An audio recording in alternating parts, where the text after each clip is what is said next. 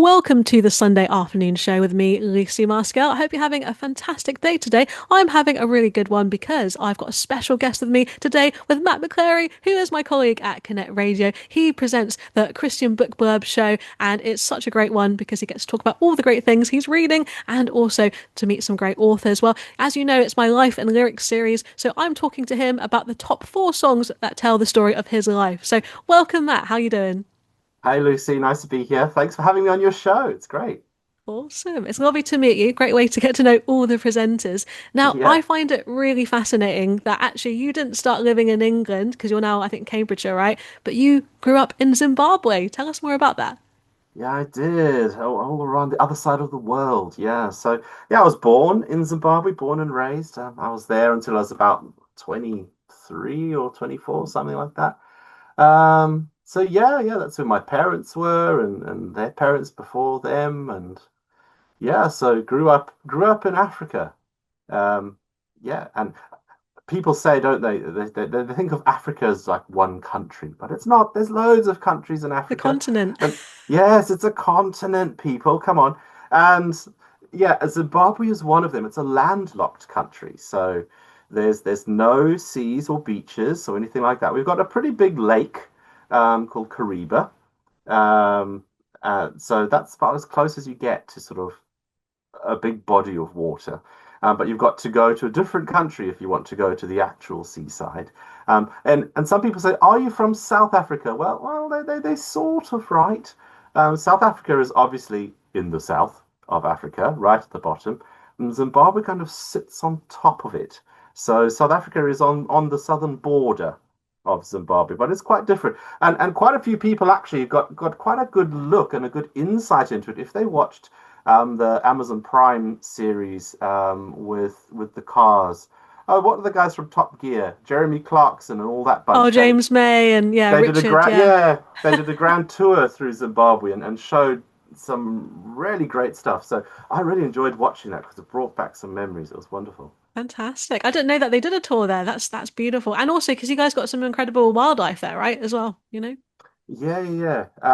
But not like the movies would suggest. I mean, you don't sit on your patio and a giraffe kind of walks by as you eating your breakfast. That's not real life, you know. That's not. But there is lots of wildlife. There is, yeah.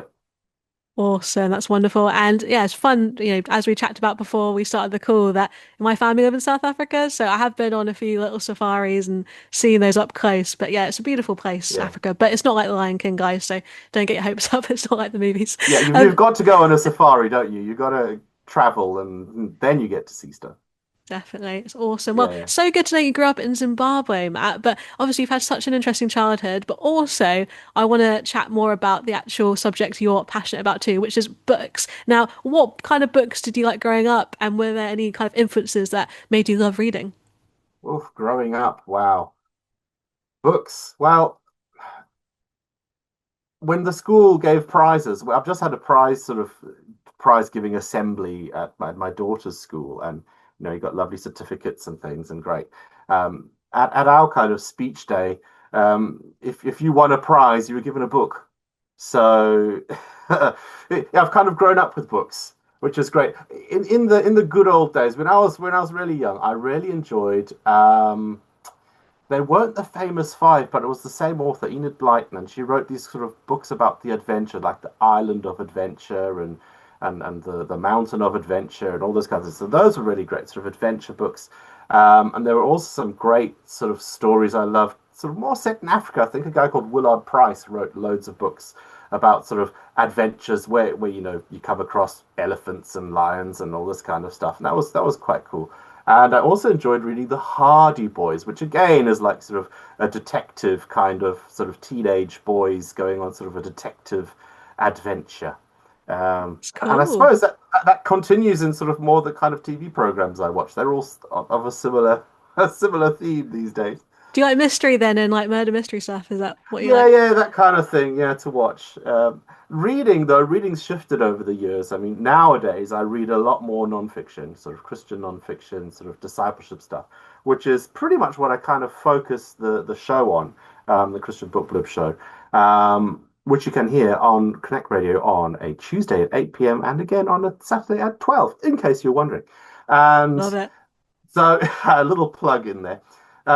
But I do love covering other genres as well. So it's not just that. I mean, there is some fiction stuff. I have spoken to some authors who've written poetry, that kind of thing. And I've just read a fiction book that I really enjoyed, actually. It kind of broke up my normal reading habits. Yeah, so I'll be interviewing that author really soon. So that's coming up soon. So yeah, good. That's great. It's a fun way to prepare because you get to really get to know, those authors. I find that when I interview people that have got amazing books, you're like, oh, I actually know you, really well. So I love that. Now, with actually the books, you also have other passions. So you grew up going to church, right, in Zimbabwe? Yes and no. Oh, tell us the I story. well, when I was very, very, very little, we were living in the capital city, and my mum did go to a church, and I sort of went to the Sunday school. I don't remember very much of that because, as I say, I was very little. Um, but then when I was about what, 8, somewhere there, my dad had an opportunity to go and actually build a school from scratch because they were both teachers. And so he was going to be the headmaster of this school, but it was literally out of the city, and you drove for like an hour, and there was just this sort of virgin sort of bush scrub land. And she said, okay, this is where the school's going to be. I was like, wow, okay, fine.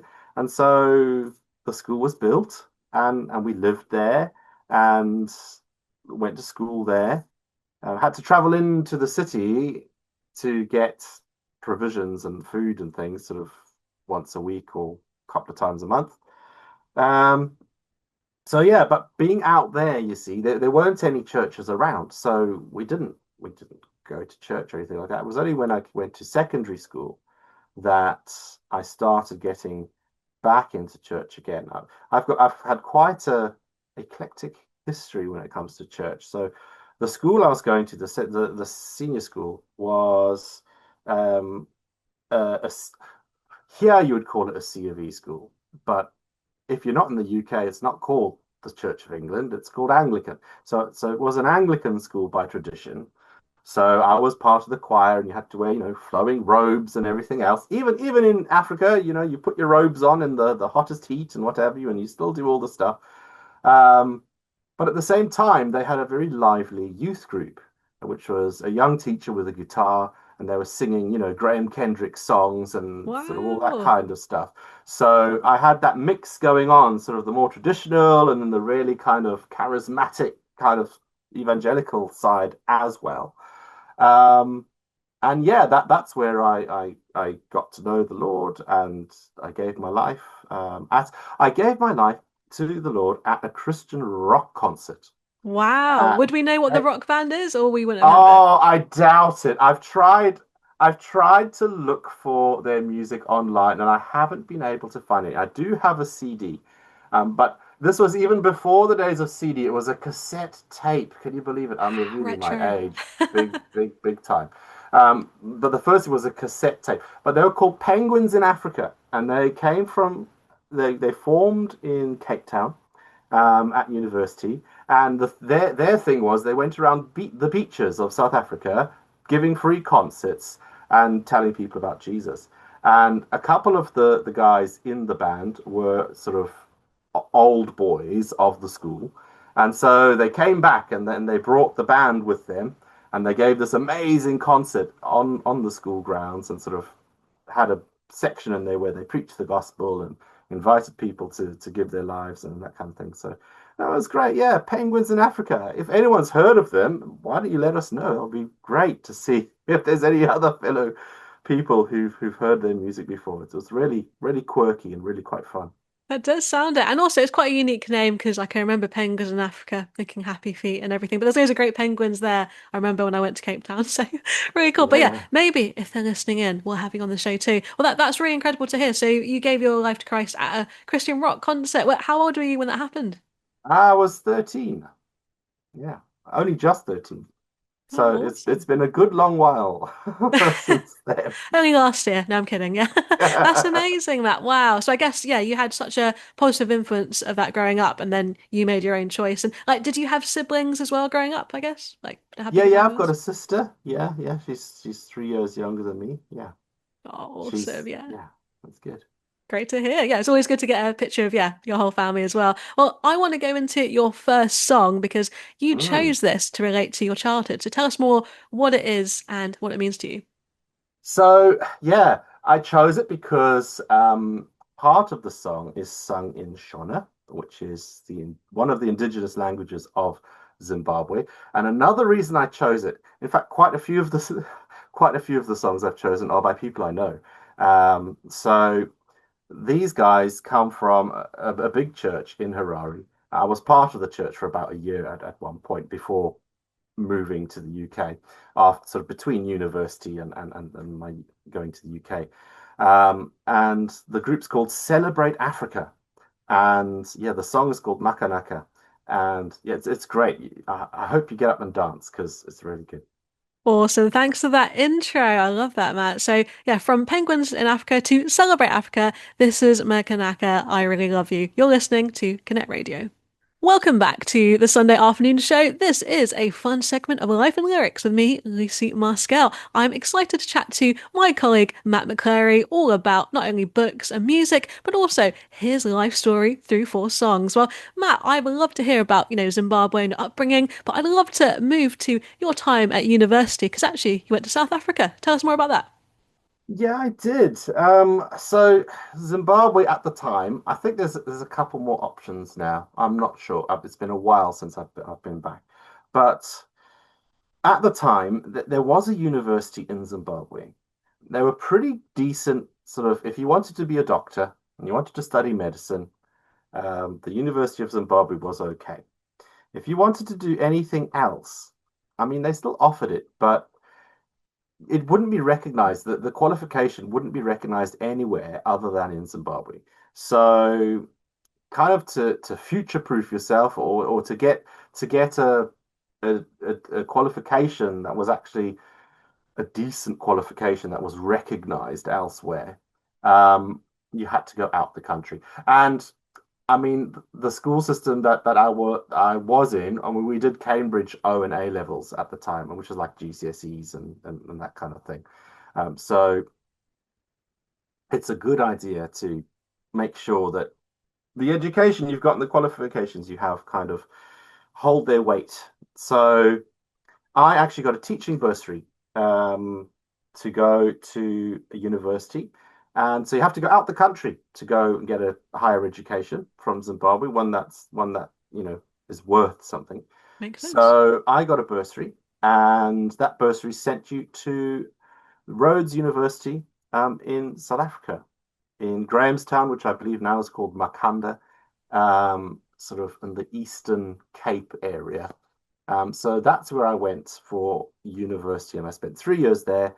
And then, because of all the political and economical turmoil and everything else going on in Zimbabwe at the time, I had to do my postgraduate studying in Zimbabwe through like a correspondence thing with a almost like the Open University, but the South African version, sort of based Wow.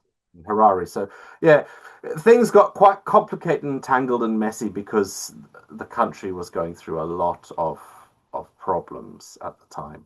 So, but that's how I ended Wow. up in South Africa anyway.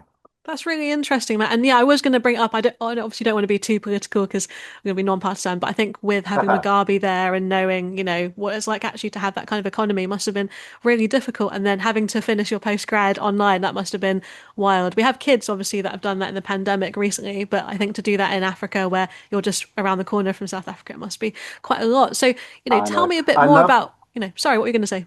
Well, I was going to say, I love how you say, "Oh, you had to finish it online." There was no such thing as online. Sorry, I got that right because I'm thinking of Open University. Did you mean you No, had well, to I do it know, in a I know. classroom in Zimbabwe? Well, we did. We didn't have to, but we did. No, it's just even though the technology kind of existed because of the situation in Zimbabwe. I mean, if you had electricity, you were doing well. It Wow. was so trying to do something online was Interesting. So yeah, so it was more sort of sticking stuff through the post and getting these assignments sort of through the postman knocking on your door and giving you a thing, and sticking a cassette tape and a what's it and listening to that. Fair It play. was There you sort of go. really old school. You Of have to go course, yeah, old sorry, I'm school when projecting the my modern electricity goes 90s off. childhood into that. But yeah, you had your floppy disk, your retro, and your cool hair then. So sorry about Yeah, that, yeah. Matt. Retro When I memories still there. had hair. When I still had When hair. you still had hair. There you go. Yeah. RIP. No. So that's really like fascinating, especially with the political turmoil going on in Zimbabwe. Now, when you were in Yeah. South Africa, it was a massive factor in your faith journey. So tell us a bit more about the impact of uni had on your faith. Yeah, yeah, it was great. I had a fantastic time at university, and I really grew a lot. I mean, I'd been involved with Christian stuff and church stuff, sort of secondary school. I came to the UK actually between um, secondary school and university, um, but yeah, I couldn't find a good church there, so I kind of had a rough year spiritually. So going to university was great because it really got me connected with the local church and with loads of other Christians, and my faith really grew. And the church like did a Bible school on a Tuesday night as well, so you could really dig down and learn some stuff, and as well as sermons and music, and it was fantastic. So it was really formative in my spiritual journey. I don't think I would be the same person I am today without having gone there and sort of had some amazing times with God um, as part of the whole experience. So yeah, that's really good. I can imagine you made lots of friends there as well that, had different experiences of Christianity too. So was that, friends that you've had since then or like friends you just knew for that time of your life? Yeah, so that's interesting. Um, when I arrived in Grahamstown at university, I was determined to find a church, and actually there were several options. And I was like, okay, well, maybe I'll just, do the logical, sensible thing and sort of visit this one and then visit that one and visit the next one and then make up my mind. But a guy who had been at secondary school with me, he was a few years ahead of me. He was older than me, and he was a great Christian guy, a friend. And we knew each other really well from school. And I was wandering around on campus, sort of trying to find my way. And the next thing, this he appears. And he's like, "Oh, hi, how are you?" Like, "Oh," he sort of had a good Friendly. old catch up. And then he said, I said, "So, what are you doing? Where do you go to church?" He says, "Oh, I go to this church." So I said, "Oh, great. If if you like that church and you think it's great, I know you and I know that, you're a solid guy. That's where I'm going." So that's how I ended up going to that church. Yeah. Love it. Yeah, very friendly. And I love that actually when I'm over in Africa as well. I feel like no matter where you go, people are just really open to chatting. So I love that. Now, Matt, I wanted to talk about your second song. So could you introduce it to the audience? Yeah, so this one is by a guy called Sam Mukarosi. Now, he was one of the guys I met at university. And there was a group of sort of musicians, and we were all doing our own musical things as well as some stuff together. And Sam, whilst at university, wrote a few songs. And one of them is the one that we're about to hear today called Motherwell. But he actually hadn't done anything with his songs for decades.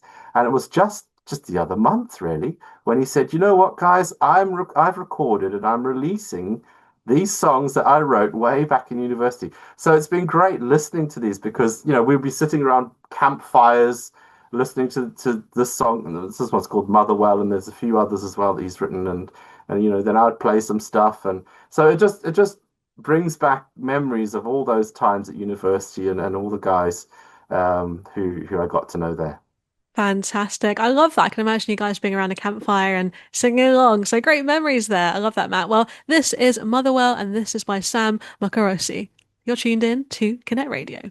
Welcome back. I hope you enjoyed that lovely song there. It's a bit of an African theme, as that's a bit of an understatement, but it's great because we've got Matt, who's all the way from Zimbabwe, but also just so happens to be the host of our Christian Book Blurb show. Well, Matt, it's so good to hear about your life. I think, it's interesting how you were in Zimbabwe, South Africa. I feel like you're really an international citizen, and now you're in the UK. So tell us a bit more about what happened after you graduated from uni. Oh wow, that's how long have we got? 2 hour movie. Just share maybe the highlights or things that happened to you. We could do like another episode, couldn't we? But yeah, what happened? Yeah. I could say you could buy the book because I have written a book, which details some of this. I mean, it's not the entire journey. It's more about something else that we're going to be talking about a bit later in the show. That's more of the focus. But there are about 5 or 6 chapters about my childhood and growing up and moving to the UK. And that's called Standing in the Storm. So I'm sure we'll cover that in a moment or two. But yeah, so Where do you as I start? said, exactly the political situation in Zimbabwe was no good. I reached a point where I realized that because I was starting out in life, you leave university and you haven't, you've been living with your parents or in school or whatever, and now you're out earning money. The first paycheck I earned as a teacher was over $1 million. So my first paycheck, I was a millionaire. All It's right. inflation, right? Ah, yes. The second highest the world has ever seen. So that means I was still living below the poverty line. I could afford a tank of petrol for my car and 6 bread rolls. And that was about it. That's With difficult. my yeah. And so, my weekends saw me sleeping in petrol queues because there was a massive petrol shortage. And then you had to queue up at the bank to withdraw money for like 4 or 5 hours because they were rationing cash. Cash was rationed. You could only have a certain amount because there was no such thing as digital currency. I mean, credit cards, your credit was no good because of the whole inflation thing. So you couldn't just take a card and pay with plastic. That just didn't exist. So you had to have cash.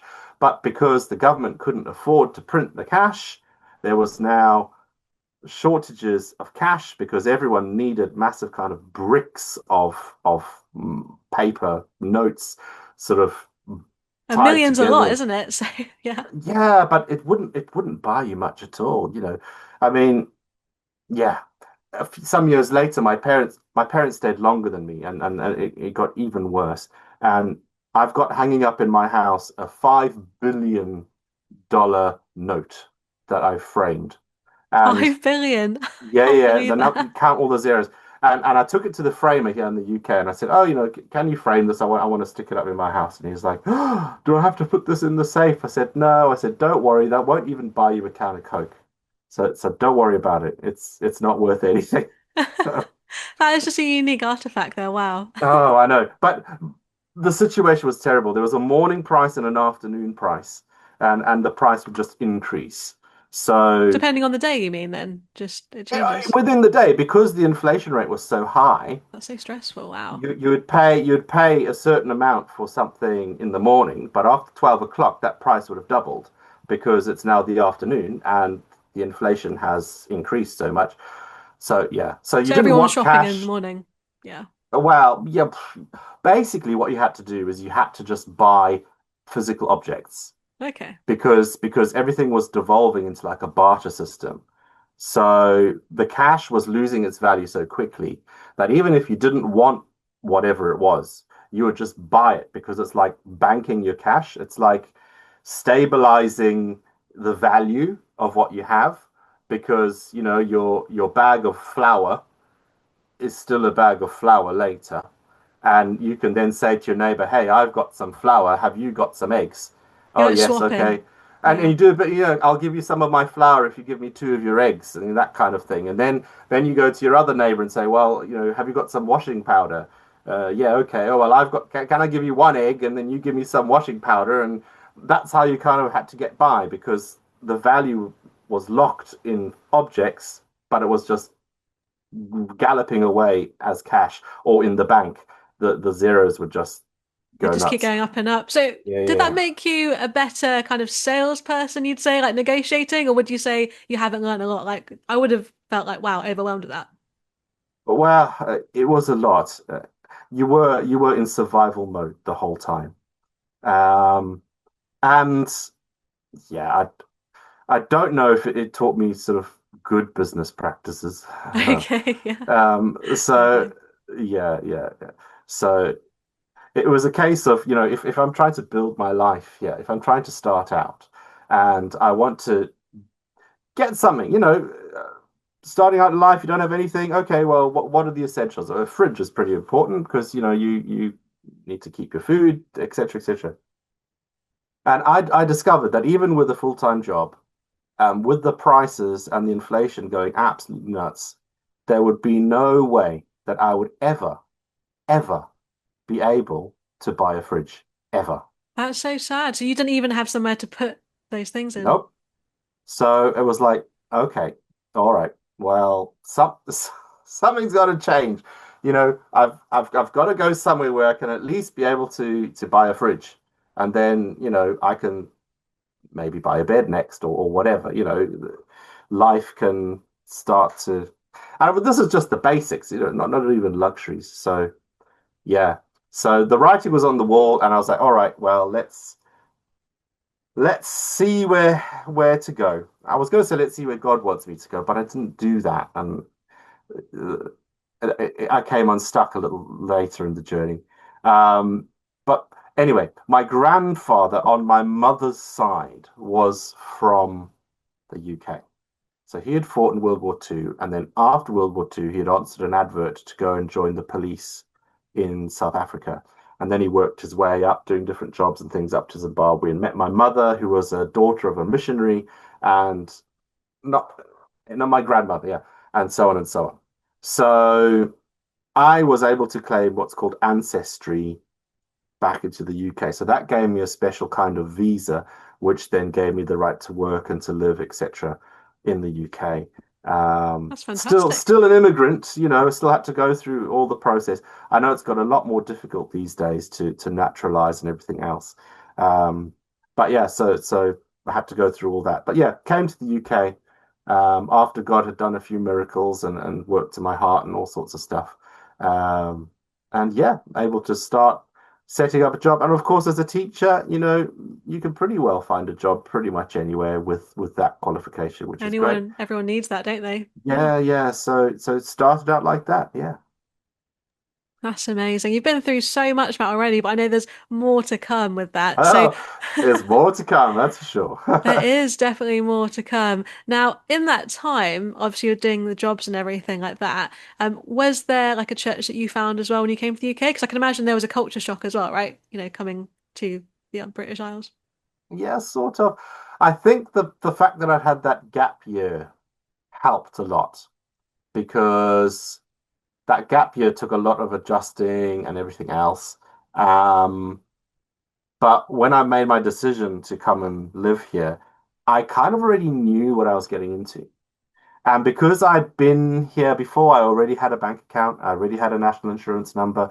So it was pretty easy to slot back into the system, which was great.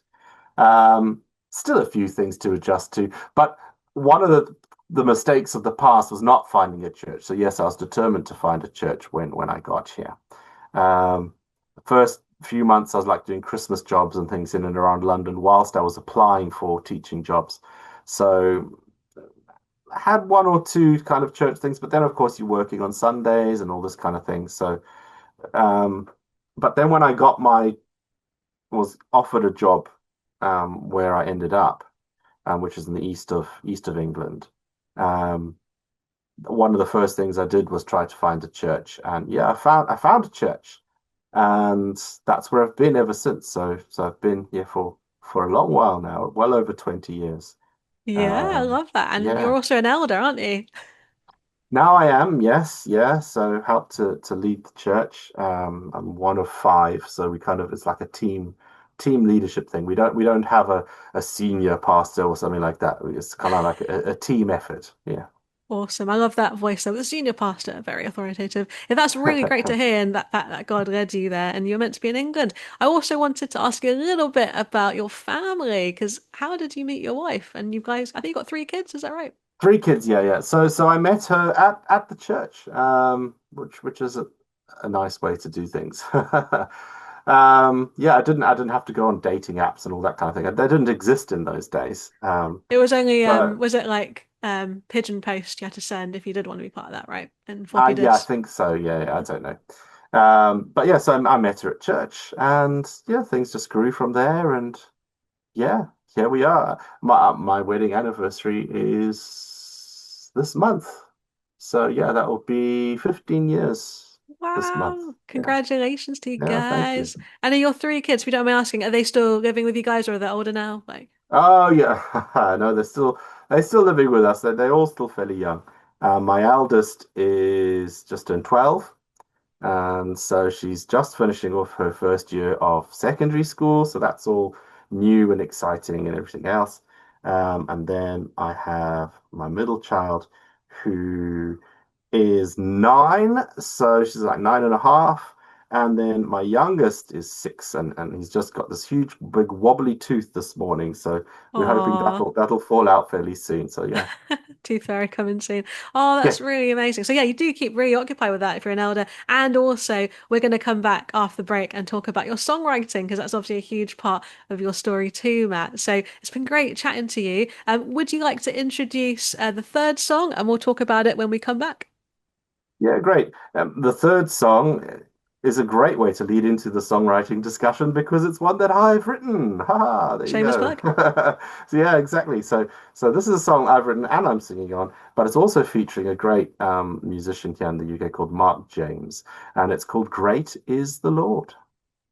Enjoy, guys. Great as the Lord by Matt McChlery featuring Mark James. Enjoy. This has been Life and Lyrics with me, Lucy Marskell.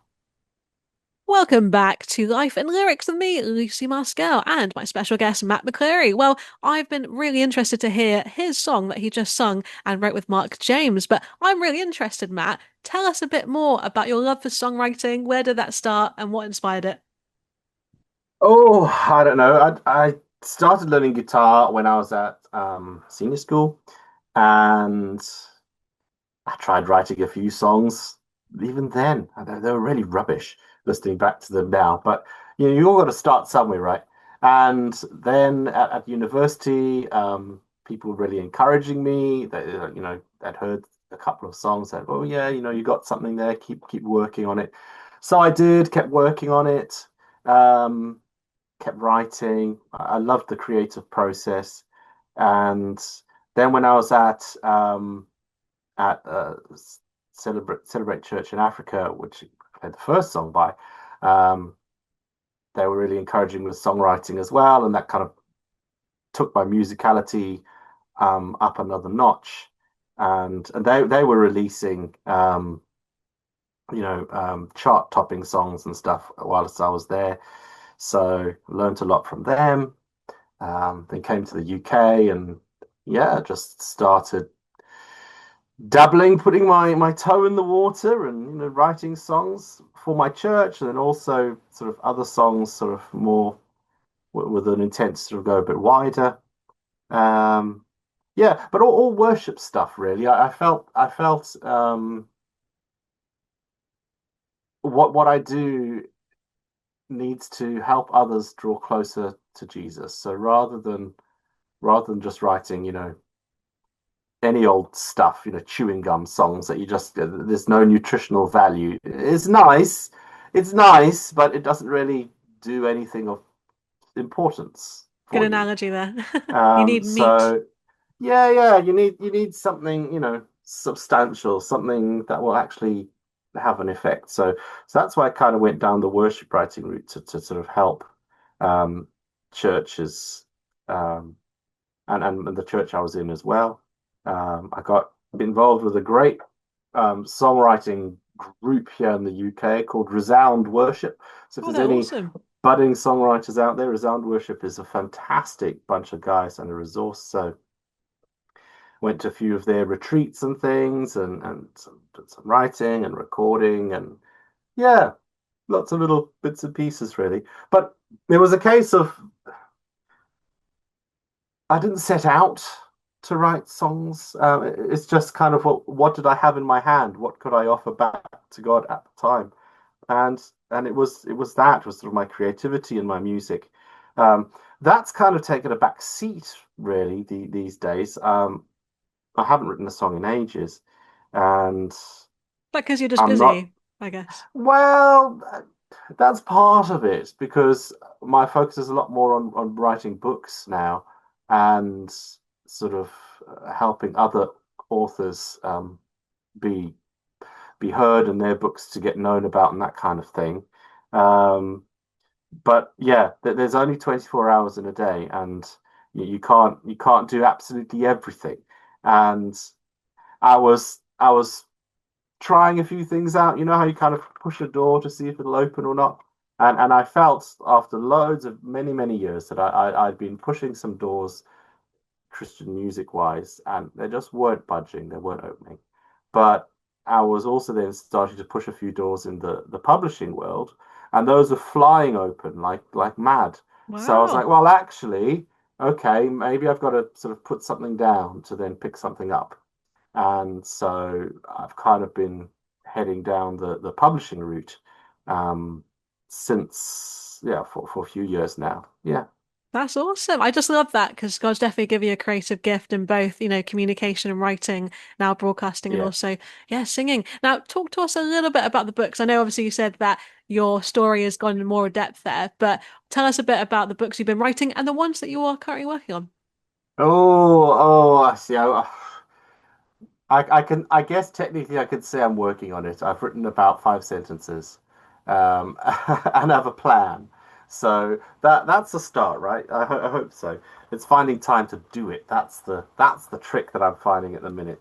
Finding the time to actually do it.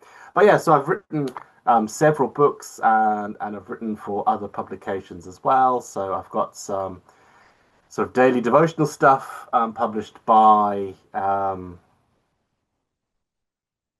in their book New Daylight BRF, and I've got another devotional called um, The Prison Letters, which it's kind of meant to be a Lent devotional, although it doesn't have to be Lent when you do it. It's just kind of how they wanted to package it at the time. That's by Kevin Mayhew. Oh, Standing in the Storm is my personal journey. So that's the one that's got the sort of chapters about my childhood in Zimbabwe um, and also my journey with cancer because that played a big part in my life as well. So there's that whole testimony in there, and that's published by Instant Apostle. And then I've got some other ones published by Faith Seed Books, which is one about songwriting called Songcraft. So that's sort of all my years of knowledge and things about how to write Christian songs to be used as worship in the church. Lots of tips, lots of tricks, practical stuff as well as pastoral stuff. So that's in the book called Songcraft. And then there's also a book called All Things New, which is sort of like it's got testimonies of people who came to know Jesus and how they came to know Jesus, but it's kind of topped and tailed with sort of a bit of teaching about sort of what is salvation, why it's important, and how someone, if they're interested, can explore salvation for themselves. So yeah, lots of different things. And the book I'm working on at the moment um, is an interesting one. It's something God's been teaching me for a few years now, all about the importance of community that's and so good. how we're Mm. not isolated in our Christian lives, and we're actually called to be part of a Christian community, a body, a church.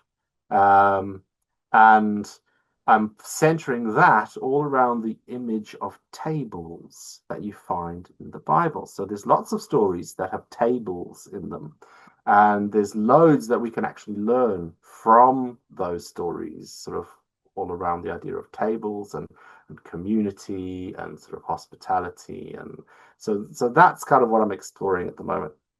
That's a really unique take on things, community. I don't think I've actually read a book that's related to tables in the Bible, so it'll be like a Yeah, there first, you I think, go. I've got Very to deep. write it now. Now it's out there on the airwaves. I've got to get there first. You got Otherwise, someone else accountability is going to now. nick the idea. Yeah. Totally. 65,000 people keep accountable. No pressure them. Well, I want to ask you a little bit of a maybe a philosophical question, but I'm someone who also loves reading. I love reading both nonfiction and fiction. Uh-huh. Usually have several on the go and I'm a bit like, oh, I need to finish them. And, with reading, why do you think reading is so enjoyable? And, why do you think we love it as a human race? Hmm. For me, it's about ideas and learning. Um, Sometimes, uh, yeah, we we creative beings, and we can create as well as enjoying other people's creativity, especially with the fiction stuff, because we are allowing someone else's creativity to delight, inspire, and everything else. But because it's a book rather than a film, we are also creating in our minds. We're imagining the characters and what they sound like and how they're behaving and the scene and everything. And then also sort of the more non-fiction stuff that's kind of, that desire to learn, to know more about God, to know more about ourselves, to make sense of this thing called life. And yeah, just sort of then thinking about other people's thoughts and ideas and weighing that up. And yeah, so That's it. I like it. It's quite cerebral, but there you go. It's brain food, like you said. And I think, Yeah. is it a phrase like in the Bible, like, love the Lord your God with all your mind? And actually, Mm. reading books helps us, but it goes from the head to the heart. And that's the most important thing, isn't it, in real life? But I'm interested to know if it's okay to announce this, because you obviously might have different choices. What are your top three Christian books then that you would say? Could be about discipleship, could be about spiritual formation, could be about testimony, or is that too hard to ask? Oh, sorry, answer. Wow. That is a question. I mean, I have the let me just show you. I don't know if people are watching the video of this or They whatever, will be but on this, YouTube, but we can describe it on currently radio. this is my to be read pile currently Whoa, for the show. So that's just a little taste of what is on the boil at the moment. lots And of I've books, got guys. piles and piles behind me of other books that I'm reading. So there are so many. Um, Discipleship, I would say there's a really interesting take. John Mark Comer does a really interesting take um, What Ruthless on. Elimination of Hurry? That one. Well, that's part of it. Practicing the way Oh, is good book. Yeah, kind of, encompasses quite a broad spectrum of possible ideas of discipleship. A really, really great book I've read about prayer, Pete Greig's book fantastic. about prayer called How to Hear God and How to Pray. Those are really good. If you're wanting to be stretched in seeing the Bible in a different light, I would go read Misreading Scripture with Western Eyes. Oh, That I've heard book will that's really blow good. your mind. Really good. Wow. Um, Apologetics stuff. Andrew Ollerton's book called God's Book. He really wrestles with a lot of difficult topics and subjects in the Bible, and why does the Bible say that, and what do I do about it, and all that kind of thing. Really, really good. And if you're wanting a sort of a testimony type book, that's really great. Set in South Africa, by the Really? way. Um, Got on your oh my shelf. word, what is it called? Just subscribe to people on radio. He's getting the book. Just looking at my pile. Never Beyond Hope, it's called. Who's Set it in South by? Africa. It is by, I introduced it, Jemima. Oh, he's checking it again. Run to the bookshelf. It's I have to by. pick it up now. Yes, Jemima Wright. Am She's I she's right? one of the editors of Women Alive magazine, Jemima Wright, and she sort of ghostwrote it for Shepherd Panny. It's Shepherd's story. He was a drug mule, and how sort of he moved from drug mule to becoming a Christian. So yeah, a really fascinating book. Never Beyond Hope. Really good read. Yeah. Wow, great cover. Thanks for those book recommendations, Matt. Now, I wanted to go into, the more serious part of your story, which you mentioned, and I think it's amazing that you are a survivor of cancer. So could you tell us a Mm. little bit more about that journey and, what happened and what it taught you? Well, it came completely out of nowhere. Um, I felt absolutely fine. Um, Discovered a lump, went to have it investigated. Long story short, they found loads of lumps. They found a massive one on scans in my abdomen. They said I had about 2 weeks before I was going into renal failure, which I had absolutely no clue about. So it was non-Hodgkin lymphoma, and if you know cancer, they give it stages, and I was on stage 4, which there is no stage 5. So Yes, the most I serious was, one. yeah, I was right on the edge, without even knowing it, and that then led into rounds of chemotherapy and stuff. They couldn't operate because it was in my lymphatic system. So you can't remove that because that's your body's defense against everything. So they just had to kind of tackle it chemically rather than surgically. So yeah, all that going on. But all the while, God was with me and God was teaching me loads of stuff and really, really useful stuff. Yes, some really deep stuff about death, about life, about what's important in life and what really isn't. Um, but also other stuff about, his love and you know, how we are to trust him. What one thing I'll share with the listeners is you know, as Christians, we say, oh, I gave my life to Jesus. And we can just kind of just sort of just it rolls off the tongue. Yeah, I gave my life to Jesus. I said a prayer. I gave my life to Jesus. But actually, when the rubber hits the road, have you given your life to Jesus? Actually, we Surrender. putting our life in his hands. And even that whole thing about whether we live, whether we die, you know, that's in his hands. And actually, that's the safest place it can be. Not to say that I would be healed. At no point did God say I would be healed. I just had to trust him. And even if it meant dying, you know what? God is still good. And God can still work in that situation. So, you know, yeah, lots of deep stuff and deep work went on. And yeah, God taught me a lot, which is why, I mean, it started off as a blog. I was keeping people updated, sharing things that God was saying to me, as well as the more practical stuff of the journey. Because so many people, let's face it, so some people don't even say the word cancer. They're so scared of it. Yeah, the They big don't C, they even say. Yeah. they don't even say the word.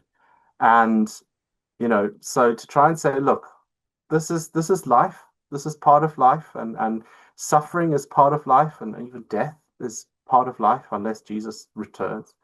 And you know, how do we reconcile that with faith, and how do we move forward in a really difficult time? And I mean, the reader's difficult time may not be cancer, but it might be something completely different. But we all go through really tough times in life. And I think some of the stuff that God showed me and taught me wasn't just for me.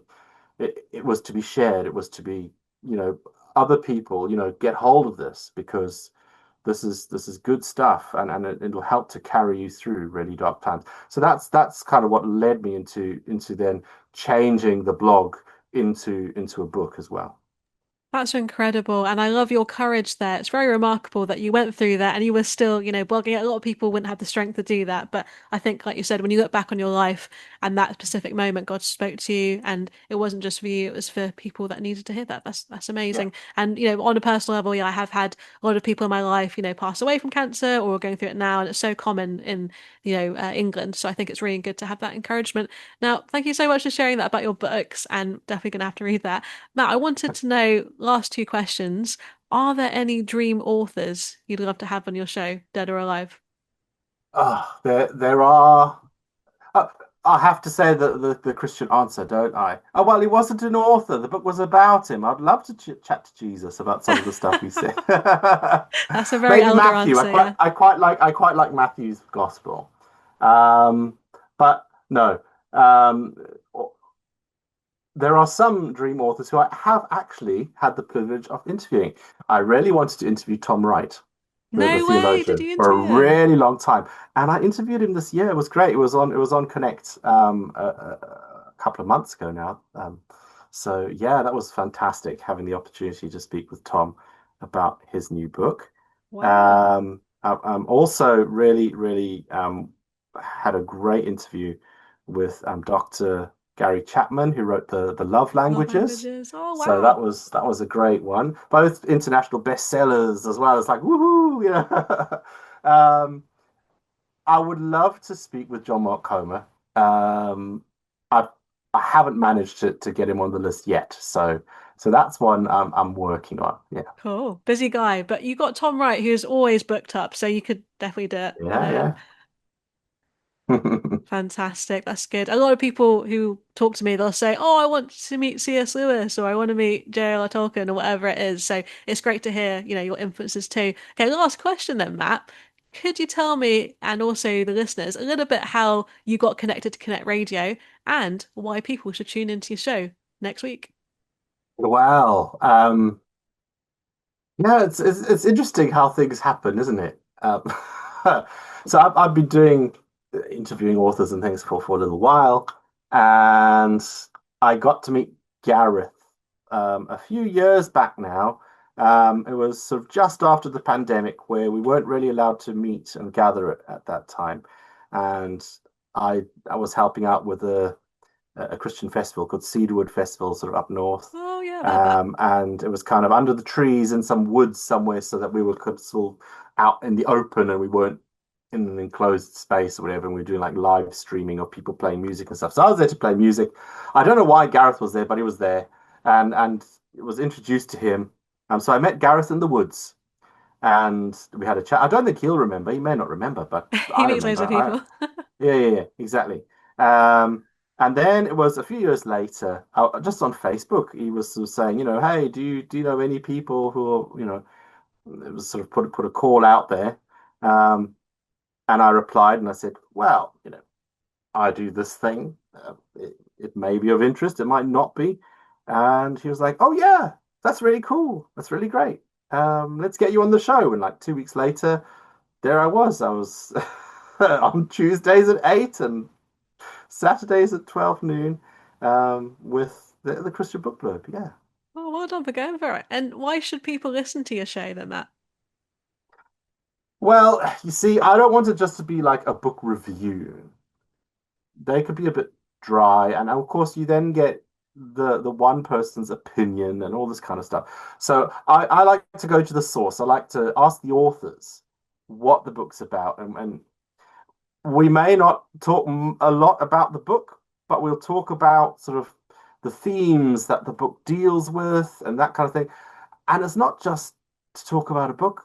The whole point is I love a discipleship angle. So to help people grow in their relationship with God, and even the fiction stuff, it's to help people grow. How can this book help me get to know Jesus better? And so if anyone listening is wanting to grow, is wanting to move on, is wanting to find out more about, Jesus or the Bible or themselves or whatever, how can I grow? Um, Christian Book Blurb is a great place to get that input.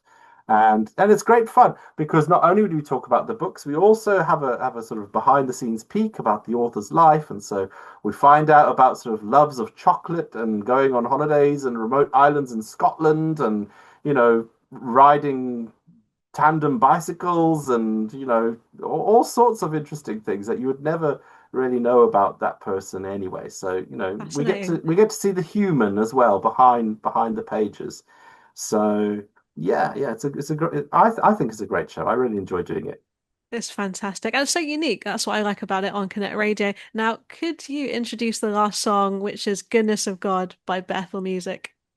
Yeah, so this song really sums up that difficult time in my life when I was going through cancer. I mean, I look back and I can see that, God God is faithful and God is good.